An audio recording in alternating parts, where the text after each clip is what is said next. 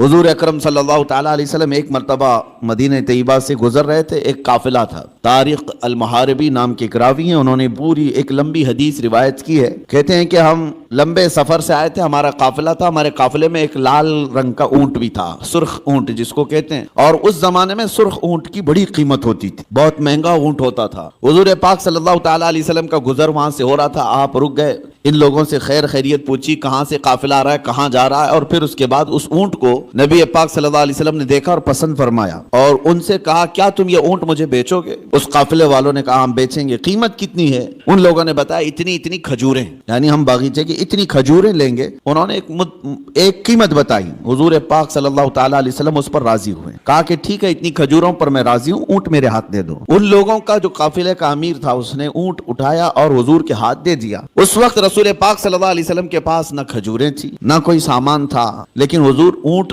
کی رسی اپنے ہاتھ میں لیے اور مدینے کی طرف چل پڑے۔ قیمت تو ادا نہیں ہے، ان لوگوں میں سے کسی نے پوچھا بھی نہیں۔ حضور صلی اللہ تعالیٰ علیہ وسلم اونٹ کی رسی پکڑ کر مدینے کی طرف چل پڑے، جبکہ یہ سرخ اونٹ بڑا قیمتی ہوتا تھا، انہیں احساس بھی نہیں تھا، اندازہ بھی نہیں تھا قیمت لینے کا۔ جب حضور آنکھوں سے اوجھل ہو گئے تو قافلے میں بات چیت شروع ہو گئی کہ قیمت مل گئی؟ تو انہوں نے کہا نہیں، قیمت تو انہوں نے دیا نہیں ہے، طے تو ہوئی ہے اتنے کھجوروں کی قیمت ہے اس اونٹ کے بدلے، لیکن انہوں نے دیا تو نہیں۔ سب ایک دوسرے کو کوسنے لگ گئے کہ ایک انجان آدمی کے ہاتھ میں اونٹ کیسے دے دیا؟ وہ تو آنکھوں سے اوجھل ہو گئے، اب انہیں ڈھونڈے گا کون؟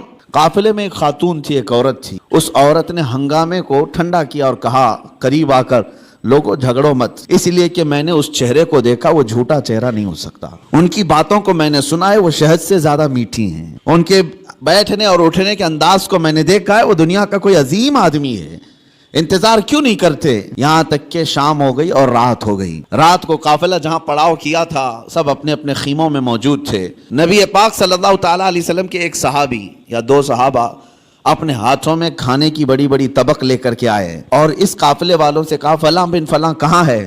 لوگ باہر آئے، پوچھا کہ کون ہے؟ آئے ہوئے صحابہ نے کہا ہم محمد رسول اللہ صلی اللہ علیہ وسلم کے غلام ہیں، ہم ان کی طرف سے آئے ہیں، دن میں ہمارے آقا نے آپ سے اونٹ خریدا تھا، اس کی قیمت کھجوریں پوری جتنی طے ہوئی تھی وہ ہم لے کر کے آئے ہیں مدینے سے۔ وہ کھجوریں پوری لا کر کے دیا اور کہا رسول پاک صلی اللہ تعالیٰ علیہ وسلم نے ساتھ میں ہمیں تمہارے پورے قافلے کے رات کے کھانے کا بھی انتظام فرمایا۔ قافلے والوں نے کھانا بھی لیا اور کھجوریں جو قیمت میں تھی وہ بھی لیا۔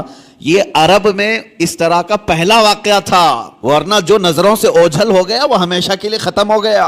حضور پاک صلی اللہ تعالیٰ علیہ وسلم نے ان کے دلوں میں ایسے اخلاق بٹھائے کہ وہ مدینے میں ڈھونڈتے پھرتے تھے کہ وہ محمد ہیں کہاں۔